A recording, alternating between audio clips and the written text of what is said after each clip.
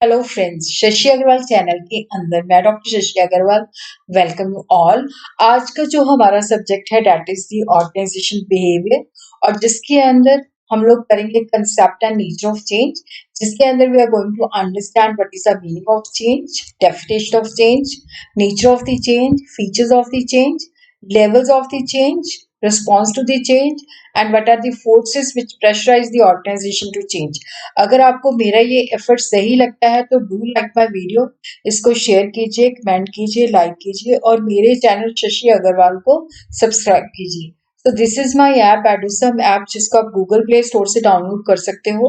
ये जो ऐप है commerce, economics and management students को काफी सारा फ्री स्टडी मटेरियल और काफी सारे फ्री मॉक टेस्ट प्रोवाइड करती है। उसी तरह काफी सारे स्ट्रक्चर कोर्सेज हैं। तो ऑर्गेनाइजेशन बिहेवियर का इंग्लिश और हिंदी दोनों के अंदर कोर्सेज अवेलेबल है। तो सबसे पहले हम देखते हैं चेंज का मतलब क्या है। देखो, जो चेंज है उसका मतलब होता है तब्दीली लाना, बदलाव लेना।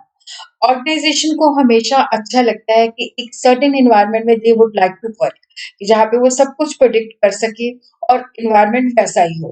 बट रियलिटी के अंदर जो एनवायरनमेंट होता है वो अनप्रिडिक्टेबल होता है, अनसर्टन होता है, और एक्सटर्नल एनवायरनमेंट के अंदर चेंजेस आती हैं, जिसकी वजह से ऑर्गेनाइजेशन को अपना जो है ऑर्गेनाइजेशन के अंदर जो है चेंजेस लानी पड़ती हैं। और चेंजेस जो हैं अटल हैं, इनविटेबल हैं। Nothing is permanent except change. तो मैनेजमेंट की ये ड्यूटी बनती है कि वो चेंजेस को प्रॉपरली जो है इनकॉर्पोरेट कर सके, ताकि ऑर्गेनाइजेशन प्रोग्रेस कर सके। Change is making things different. Change का मतलब होता है कि चीजों को हम डिफरेंट वे से करते हैं। Any alteration of status Q का मतलब है कि जब हमारा जो हम पहले काम कर रहे थे उसके अंदर जब तब्दीली आ जाती है, तो जिससे पूरा वर्क इन्वायरमेंट जो होता है चेंज हो जाता है। ऑर्गेनाइजेशन चेंज की जब भी हम बात करते हैं तो उसमें मेजर रोल जो होता है टेक्नोलॉजी का होता है, कि टेक्नोलॉजी चेंज होती है तो जिसकी वजह से क्या होता है, लोगों का रोल चेंज हो जाता है। इवन जब स्ट्रक्चरल चेंजेस आती हैं तब भी लोगों का रोल जो है चेंज हो जाता है। तो चेंज एक पॉजिटिव अप्रोच है। चेंज इसलिए नेसेसरी होती है, अगर ऑर्गेनाइजेशन ने प्रोग्रेस करनी है, ग्रो करनी है, तो definitely they have to change, they have to adopt according to the what are the changes which are taking place in the environment. तो चेंज एक पॉजिटिव अप्रोच है and it is a necessary sign for the growth and progress. Industry setup के अंदर जो changes होती हैं वो mechanization, modernization, automation, computerization, standardization और मैनेजरल सिस्टम के अंदर भी जो चेंजेस आती हैं तो उसके साथ रिलेट होती है। जैसे गवर्नमेंट डिपार्टमेंट के अंदर चेंजेस आ रही है कि दे आर बिकमिंग डिजिटलाइजेशन। अब क्या है कि नेचुरली जब डिजिटलाइजेशन हो रही है तो उनका जो पुराना काम था, जिसमें वो मैनुअल काम करते थे, वो सब कुछ तब्दील हो रहा है। उसी तरह आजकल क्या है कि जैसे ऑटोमेशन हो रही है तो हर चीज ऑटोमेटिक हो रही है, आर्टिफिशियल इंटेलिजेंस यूज हो रही है। तो लोग जो है रेजिस्ट करते हैं चेंजेस को, उनके पीछे उनके डिफरेंट एंड पर्सनल रीजन होते हैं। देखो, जैसे ऑटोमेशन आ गया है, हर काम आर्टिफिशियल इंटेलिजेंस के द्वारा किया जाता है, तो जिससे क्या है कि लोगों को लगता है कि उनके एम्प्लॉयमेंट को खतरा है, वो बेरोजगार हो जाएंगे या डी मोट हो जाएंगे, तो जिसकी वजह से क्या है कि वो चेंजेस को रेजिस्ट करते हैं। Change, definition of organization change. Change means alteration of status quo. Status quo होता है कि जैसे हम पहले काम करते हैं उसके अंदर तब्दीली आना, ये चीजों को हम डिफरेंट वे से करते हैं। According to Keith Davis, the organization change refer to any alteration, और जिसकी वजह से ओवरऑल वर्क एनवायरनमेंट के अंदर चेंजेस आती हैं। एडगर विलियम के मुताबिक कि जब ऑर्गेनाइजेशन सिस्टम जो है कोई इंटरनल या एक्सटर्नल फोर्स के द्वारा डिस्टर्ब होता है तो वहां पे चेंज की वजह से डिस्टर्बेंस आती है। Nature of organization change. देखो, जो ऑर्गेनाइजेशन है एक ओपन सिस्टम है, it's not a close system. इसको इन्वायरमेंट जो है इन्फ्लुएंस करता है, इसकी इन्वायरमेंट के साथ इंटरेक्शन भी होती है और इन्वायरमेंट के साथ ये इंटरडिपेंडेंट भी है। जैसे कंज्यूमर की टेस्ट और प्रेफरेंसेस के अंदर चेंजेस आ जाती हैं, लोगों की रिक्वायरमेंट में चेंज हो जाती है, कंपटीशन जो है बहुत इंटेंस हो जाता है, कंपटीटर बहुत ज्यादा, उनकी प्रोडक्ट बेटर है, उनकी टेक्नोलॉजी बेटर है, गवर्नमेंट की पॉलिसीज के अंदर चेंजेस आती हैं, तो वो चेंजेस ऑर्गेनाइजेशन को इफेक्ट करती हैं। ऑर्गेनाइजेशन के अंदर बहुत सारे सब सिस्टम होते हैं। जैसे मान लो ऑर्गेनाइजेशन फंक्शनल वे से जो है डिवाइडेड है डिफरेंट फंक्शंस के अंदर। प्रोडक्शन एक सब सिस्टम हो गया, मार्केटिंग एक सब सिस्टम हो गया। तो ये सारे सिस्टम जो होते हैं, सब सिस्टम जो होते हैं, इन्वायरमेंट के साथ इंटरेक्ट करते हैं और इन्वायरमेंट के द्वारा इन्फ्लुएंस्ड होते हैं। तो अगर एक सिस्टम सब सिस्टम के अंदर चेंजेस आती हैं, तो धीरे धीरे करके सब सिस्टम के अंदर वो चेंजेस लानी पड़ती है।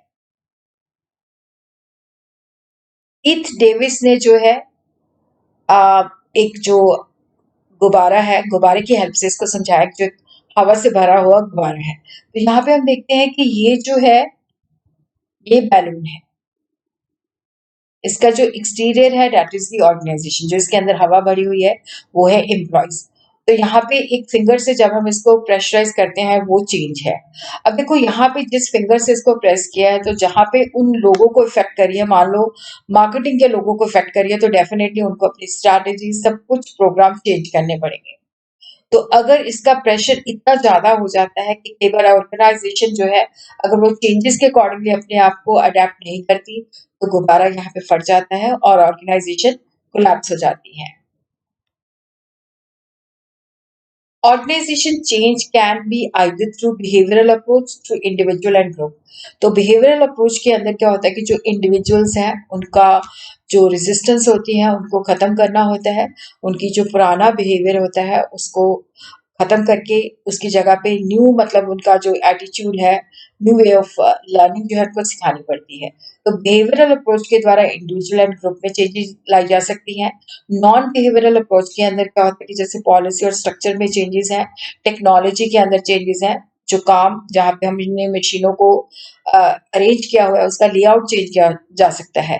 चेंजेस एवोल्यूशनरी भी हो सकती हैं, रेवोल्यूशनरी भी हो सकती हैं। एवोल्यूशनरी का मतलब होता है कि जैसे with the passage of time वो इवॉल्व होती हैं ग्रेजुअल में। रेवोल्यूशन होती है कि एकदम रेडिकल चेंजेस आ जाती हैं। और चेंजेस रिएक्टिव भी हो सकती हैं, प्रोएक्टिव भी हो सकती हैं। रिएक्टिव चेंजेस होती हैं कि जब एक्सटर्नल एनवायरनमेंट के अंदर चेंजेस आ रही हैं, तो जिसकी वजह से हमारे प्रॉफिट्स, हमारी सेल, हमारी ग्रोथ इफेक्ट हो रही है, तो ऑर्गेनाइजेशन को लगता है कि अब हमें चेंज होना चाहिए। प्रोएक्टिव चेंज होता है कि प्लान वे से ऑर्गेनाइजेशन अलर्ट होती है, तो जिसकी वजह से क्या होता है कि वो शुरू से ही इनिशिएटिव लेती है, एनवायरनमेंट को स्कैन करती है और सुटेबल चेंजेस उसके अंदर करती रहती है। तो these are the features of the organizational change. It is the whole organization. जो कोई भी चेंज अगर किसी भी पार्ट में होती है तो पूरी ऑर्गेनाइजेशन उससे इफेक्ट होती है। जैसे हम ऑर्गेनाइजेशन के अंदर सब कुछ कंप्यूटराइज कर रहे हैं, तो अगर एक डिपार्टमेंट को कंप्यूटराइज करते हैं तो डेफिनेटली हमें ये चेंजेस सभी डिपार्टमेंट्स में करनी पड़ेगी। Changes takes place in all parts, but speed जो होती है डिफरेंट होती है, किसी में तेजी के साथ हो रही होती है, किसी में कम तेजी के साथ। जब भी चेंज अकर होती है तो लोगों को, टेक्नोलॉजी को एंड अदर एलिमेंट को इफेक्ट करती है। चेंजेस प्रोएक्टिव भी हो सकती हैं, रिएक्टिव भी हो सकती हैं, वो मैं आपको पहले ही बता चुकी हूँ। चेंजेस जो होती हैं they result from the pressure of forces from inside and external sources. तो यहाँ पे हम देखते हैं कि जो चेंजेस हैं, देखो ये चेंज जब हम ऑर्गेनाइजेशन के अंदर करते हैं तो अनसेटिस्फैक्टरी स्टेट ऑफ वेयर होनी चाहिए। जैसे हमारी जो सिचुएशन है ऑर्गेनाइजेशन के अंदर वो सेटिस्फैक्टरी नहीं है, सेल कम हो रही है या ग्रोथ कम हो रही है, कोई भी रीजन हो सकता है जिसकी वजह से ऑर्गेनाइजेशन को लगता है कि हमें चेंज होना चाहिए। और यहाँ पे जब चेंजेस को इनकॉर्पोरेट किया जाता है तो देखा जाता है कि किस तरह से एम्प्लॉय रेजिस्ट कर सकते हैं, उनके ऑब्स्टिकल्स क्या हो सकते हैं जो चेंजेस के रास्ते में आ सकते हैं, और किस तरह से हमने लोगों को मोटिवेशन देनी है कि वो चेंज को कर सकें। तो एम्प्लॉइज के पास कम से कम मिनिमम डिफेंसिव होना चाहिए, मतलब ये नहीं है कि स्ट्रॉन्ग डिफेंसिव नहीं होना चाहिए कि हम चेंज को नहीं लागू करेंगे। और उसी तरह जब चेंज होती है तो उसके अंदर एम्प्लॉइज की इन्वॉल्वमेंट बहुत ज्यादा नेसेसरी होती है। देखो ऑर्गेनाइजेशन के अंदर जो चेंजेस हैं इसलिए रिक्वायर्ड हैं क्योंकि इन्वायरमेंट चेंज होता है, तो इन्वायरमेंट के अंदर जो चेंजेस आती हैं तो वहां पे होता है कि हमने ऑर्गेनाइजेशन को उसके अकॉर्डिंगली करना है। अगर नई टेक्नोलॉजी आ रही है तो टेक्नोलॉजी के अंदर उसको, मतलब नई टेक्नोलॉजी इनकॉर्पोरेट करनी है ताकि हम लोग भी कम्पीट कर सकें। ऑर्गेनाइजेशन की बेटरमेंट एंड ग्रोथ के लिए इट इज वेरी नेसेसरी कि ऑर्गेनाइजेशन चेंज, चेंजेस जो होती हैं नेचुरल होती हैं, परमानेंट होती हैं, ऑनगोइंग प्रोसेस होती है, जो ऑर्गेनाइजेशन को मजबूर करता है कि वो अपनी सिस्टम के अंदर मॉडिफिकेशंस लाए। अगर पुरानी मशीनरी है तो उसको रिप्लेस करे, और उसी तरह जो वर्क फोर्स है उसको भी एम्पावर करे, उसके अंदर भी जो नॉलेज है, स्किल है, वो अपग्रेड करे, उनके बिहेवियर और एटीट्यूड के अंदर भी चेंजेस लाए। तो यहाँ पे चेंजेस तभी नीडेड होती है जब हमें लगता है कि हमारे वहाँ पे ओवरऑल रिजल्ट जो होते हैं अनसेटिस्फैक्ट्री है, तो जहाँ पे हमें जरूरत है कि हमें अपने आप को जो है मॉडिफाई करना पड़ेगा। और चेंजेस इसलिए रिक्वायर्ड होती है क्योंकि एक्सटर्नल और इंटरनल इन्वायरमेंट प्रेशराइज कर देता है। और कई बार चेंजेस इस वजह से भी नेसेसरी होती हैं जब एक ऑर्गेनाइजेशन दूसरी ऑर्गेनाइजेशन के साथ मर्ज होती है। टेक्नोलॉजी जो है that is the major reason जिसकी वजह से क्या होता है कि चेंजेस हमें ऑर्गेनाइजेशन में लानी पड़ती है। जब हम पुरानी टेक्नोलॉजी की जगह पे न्यू टेक्नोलॉजी लाते हैं तो डेफिनेटली उसकी बेसिस पे हमें लेटेस्ट मशीनरी आती है, लेटेस्ट सॉफ्टवेयर्स आते हैं, तो जिसकी वजह से हमें एम्प्लॉयज को जो है वो सिखाना पड़ता है। तो उस टेक्नोलॉजी को अडॉप्ट करने के लिए भी। और इसी तरह चेंजेस जब होती हैं तो एम्प्लॉयज को नई चीजें सिखाई जाती हैं, और उसी तरह अगर नई मार्केट टैप की जाती है तो वहां पे न्यू कस्टमर के साथ डील किया जाता है।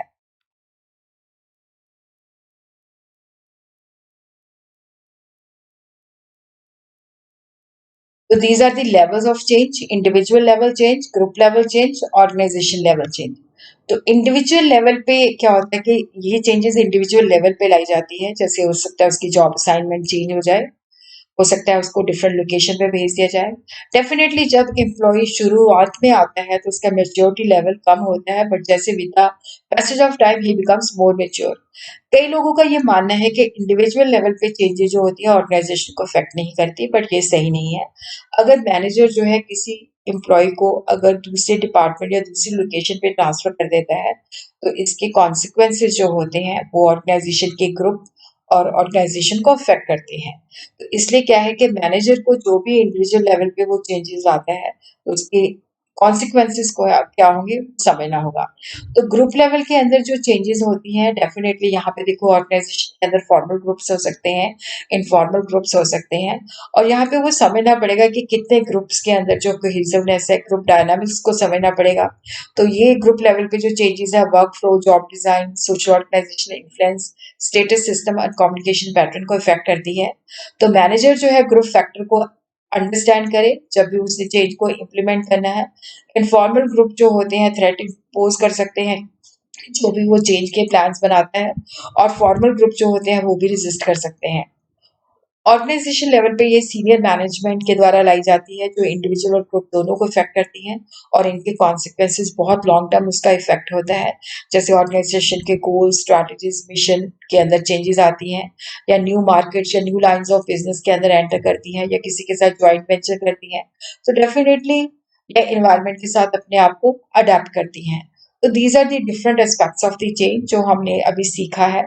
कि यहाँ पे देखो जब हम एक टेक्नोलॉजी को लेके आते हैं तो हमें टूल्स और इक्विपमेंट में चेंज करना पड़ता है, अपने एम्प्लॉयज के लिए ट्रेनिंग प्रोग्राम लॉन्च करने पड़ते हैं, मैनेजर और पर्सनल पॉलिसी अगर गवर्नमेंट चेंजेस करती हैं या जो भी चेंजेस आती हैं तो जिसकी वजह से मैनेजमेंट को अपनी मैनेजरल और पर्सनल पॉलिसी में चेंजेस लानी पड़ती हैं, और फॉर्मल ऑर्गेनाइजेशन स्ट्रक्चर में चेंजेस आ सकती हैं, इनफॉर्मल में स्ट्रक्चर में चेंजेस आ सकती हैं, और जो भी हमारे एग्जिस्टिंग वर्क सिस्टम के अंदर शॉर्ट कमिंग्स हैं उनको रिमूव करने के लिए हमें चेंजेस लानी पड़ती हैं।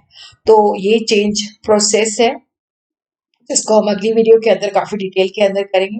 तो देखो जब लगता है कि हमें जो पुराना वे है उसको चेंज करना पड़ेगा तो उसमें होता है कि लोगों के बिहेवियर और हैबिट्स के अंदर जो है चेंजेस लानी पड़ेगी। देखो अगर न्यू मशीन्स आती हैं, न्यू टेक्नोलॉजी आती है, उसको इम्प्लीमेंट तो लोगों ने ही करना है, तो उनके बिहेवियर और हैबिट्स में चेंजेस करनी पड़ेगी। तो पहले क्या होता है कि जो पुराना वे है उसको हम क्या करते हैं कि उसको खत्म करते हैं, फिर उनमें हम ट्रेनिंग के द्वारा नई चीजें लाती हैं, फिर हम देखते हैं कि वो उन चीजों को जो है अपनी मतलब जो भी वो काम करते हैं उसके अंदर लाए। तो change in the behaviour and habit of the subordinate calls for unfreezing, changing and refreezing, जिसको हम अच्छी तरह से अंडरस्टैंड करेंगे सेकेंड वीडियो के अंदर। तो दीज आर दी फोर्सेज जो ऑर्गेनाइजेशन चेंज को प्रेशराइज करती हैं: external forces, specific task forces, internal forces, जिसको हम वन बाय वन करते हैं। एक्सटर्नल एनवायरनमेंट जो है कि जो ऑर्गेनाइजेशन के बाहर होता है, जो ऑर्गेनाइजेशन को इफेक्ट करता है। अब देखो गवर्नमेंट की पॉलिसीज आ जाती हैं या इकोनॉमिक चेंजेस आती हैं, लोगों की रिक्वायरमेंट चेंज हो जाती है, कंपटीशन बढ़ जाता है, टेक्नोलॉजी में चेंजेस आती हैं, फिजिकल एनवायरनमेंट में चेंजेस आती हैं, ग्लोबल एनवायरनमेंट में चेंजेस आती हैं, सोशल चेंजेस आती हैं, जिसको वन बाय वन करके वी विल अंडरस्टैंड। तो मेजर रीजन होता है वो टेक्नोलॉजी होती है, क्योंकि टेक्नोलॉजी के अंदर आए दिन बहुत ज़्यादा चेंजेस आती हैं, और कोई भी ऑर्गेनाइजेशन अगर वो सर्वाइव करना चाहती है, ग्रो करना चाहती है, तो उसको लेटेस्ट टेक्नोलॉजी जो है अपने ऑर्गेनाइजेशन के अंदर लगानी पड़ेगी। और जिसकी वजह से क्या होता है कि जब टेक्नोलॉजी चेंज होती है तो डेफिनेटली वहाँ पे हम लेटेस्ट जो मशीनरीज हैं, टूल्स, इक्विपमेंट्स लेके आते हैं, एम्प्लॉयज़ को हमें न्यू स्किल्स सिखानी पड़ेगी। उसी तरह जो political forces with in the country है और जो आउटसाइड द कंट्री है वो हमें अफेक्ट करती हैं। जो रूल्स एंड रेगुलेशन गवर्नमेंट की बनाती है वो हमें, क्योंकि जो भी काम हमने करना है, जो भी लीगल लॉज बनते हैं वो हम पे एप्लीकेबल होते हैं। तो डेफिनेटली जो पॉलिटिकल एनवायरनमेंट है वो भी प्रेशराइज करता है। मार्केटिंग कंडीशंस भी चेंज हो जाती है, कई बार नए प्रोडक्ट्स आ जाते हैं, इंटेंस कंपटीशन हो जाता है, कॉम्पिटिटर जो है किस तरह की स्ट्रैटेजीज अडॉप्ट कर रहा है, किस तरह से इनोवेशन ला रहा है, वो सारी चीजें ऑर्गेनाइजेशन को प्रेशराइज करती है। उसी तरह इकोनॉमिक चेंजेस आती हैं, जैसे लोग जो है ज्यादा मतलब जैसे कैपिटल मार्केट के अंदर, डब्ल्यूटीओ के अंदर, लिबरलाइजेशन के अंदर, डिग्री ऑफ इंडस्ट्रियलाइजेशन, तो डेफिनेटली जो इकोनॉमिक चेंजेस आती हैं, जो हमारे सिस्टम के अंदर चेंजेस आती हैं, तो जहाँ पे लगता है कि हमें ज्यादा स्किल्ड और टेक्नोक्रेट लोग जो है चाहिए होंगे। और कई बार क्या रिसोर्सेज जो होते हैं, क्योंकि कंपटीशन है तो रिसोर्सेज महंगे हो जाते हैं और लिमिटेड हो जाती हैं। और इसी तरह डेमोग्राफिक एंड सोशल के अंदर जो चेंजेस आते हैं, जैसे इंडिया के अंदर पॉपुलेशन बहुत तेजी के साथ बढ़ रही है, तो इसका मतलब है कि हमें ज्यादा लोग जो है उनको जॉब देनी पड़ेगी। और लोगों के अंदर एजुकेशन नॉलेज इंक्रीज हो रही है और गवर्नमेंट भी एफर्ट कर रही है, तो सोशल चेंजेस भी बहुत तेजी के साथ हो रही है। तो जैसे ये भी डिमांड है कि वुमेन को एम्पावर किया जाए, उसको इक्वल अपॉर्चुनिटी दी जाए, equal pay for equal work. तो न्यू चैलेंजेस हैं और मैनेजमेंट को ये जो सोशल नॉर्म्स है वो फॉलो करने पड़ते हैं। इंटरनल एनवायरनमेंट जो होता है, जैसे deficiency in the existing environment structure, changes in the managerial staff, diversity of workforce, merger and acquisition, introduction of automation in the industry, new strategy in the business, domino effect for meeting the crisis. इसको one by one करके we will understand. तो existing system के अंदर देखो कई बार क्या होता है कि कुछ शॉर्ट कमिंग होती है, कुछ त्रुटियां होती हैं, जैसे अनमैनेजेबल स्पैन ऑफ मैनेजमेंट। एक सुपरवाइजर को बहुत ज्यादा लोगों को मैनेज करना पड़ता है जो वो सही ढंग से मैनेज नहीं कर रहा, और हायरार्की लेवल बहुत ज्यादा होता है, टॉल स्ट्रक्चर होता है, जिससे कम्युनिकेशन इनफेक्टिव हो जाती है, डिपार्टमेंट का आपस में कोऑर्डिनेशन नहीं है, स्टैंडर्डाइजेशन नहीं है, इफेक्टिव कम्युनिकेशन नहीं है, जिसकी वजह से ऑर्गेनाइजेशन को लगता है कि हमें चेंज होना चाहिए। और उसी तरह जब पुरानी मैनेजमेंट रिप्लेस हो जाती है रिटायरमेंट की वजह से या प्रमोशन की वजह से या ट्रांसफर की वजह से, तो न्यू मैनेजमेंट टेक ओवर होती है, तो वो अपने न्यू आइडियाज लेके आती है, उनका अपना न्यू फिलोसफी होती है, अपना new way of doing the work होता है, तो डेफिनेटली मैनेजरियल के अंदर भी चेंजेस लानी पड़ती हैं। उसी तरह changes in the operating personnel, तो वर्कफोर्स का जो प्रोफाइल है वो भी चेंज आ जाता है। जो न्यू जनरेशन है वर्कर की, वो ज्यादा टेक्निकल क्वालिफाइड है, एजुकेशनल क्वालिफाइड है, तो वो ज्यादा ह्यूमन वैल्यू के ऊपर स्ट्रेस देती है, ज्यादा ऑटोनॉमी के ऊपर, एम्पावरमेंट के ऊपर जो है स्ट्रेस देती है, अथॉरिटी को क्वेश्चन भी करती है। और उसी तरह जब एक जगह पे चेंजेस होती हैं तो डेफिनेटली वो दूसरी जगह पे भी इफेक्ट करती है। A change touches off a sequence of related and supporting changes, it is known as a domino effect. अगर हम नया डिपार्टमेंट क्रिएट करते हैं तो वहां पे हमें एक न्यू मैनेजरियल पोस्ट करनी पड़ेगी, और वहां पे कुछ बंदे जो है हमें दूसरे डिपार्टमेंट से भी भेजने पड़ते हैं। तो डेफिनेटली एक जगह पे चेंज होती है तो वो सारे ऑर्गेनाइजेशन को इम्पैक्ट करती है। तो टाइप्स ऑफ चेंजेस जो है, रिएक्टिव चेंज है जो कि एक्सटर्नल और एनवायरनमेंट के अंदर जो चेंजेस आती हैं, जिसकी वजह से मैनेजमेंट प्रेशर के अंदर जो है चेंजेस लेके आती हैं। प्रोएक्टिव चेंजेस होती है जब ऑर्गेनाइजेशन अलर्ट होती है, तो वो मतलब प्लान तरीके से चेंजेस लेके आती है, सिस्टमैटिक मैनर से। Plan changes which is plan alteration in the existing organization system, तो यहाँ पे ये चेंज एजेंट की सहायता से इसको इनकॉर्पोरेट किया जाता है। इंडिविजुअल लेवल पे चेंजेस जो होती है, जैसे जॉब इनलार्जमेंट है, जॉब इनरिचमेंट है, जॉब रीडिजाइनिंग है, तो ये ग्रुप को भी इम्पैक्ट करती है। इस तरह ऑर्गेनाइजेशन के अंदर फॉर्मल ग्रुप्स भी होते हैं, इनफॉर्मल ग्रुप्स भी होते हैं। तो इनफॉर्मल ग्रुप जो है वो मेजर चैलेंज पॉज कर सकते हैं, फॉर्मल ग्रुप जो है यूनियन प्रेशर के अंदर रेजिस्ट कर सकते हैं, तो वो सारा कुछ देखना पड़ेगा।